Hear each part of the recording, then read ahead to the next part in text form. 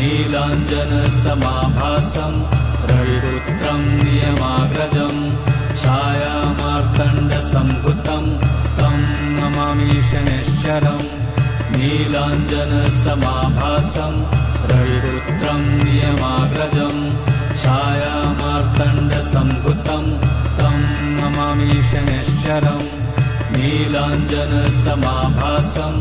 रविपुत्रं नियमाग्रजं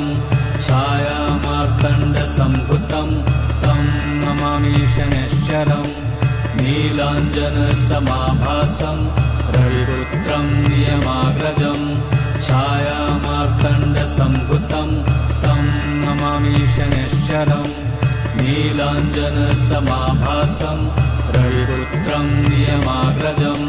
छायामार्तण्डसम्भुतं तं नमामि शनैश्चरम्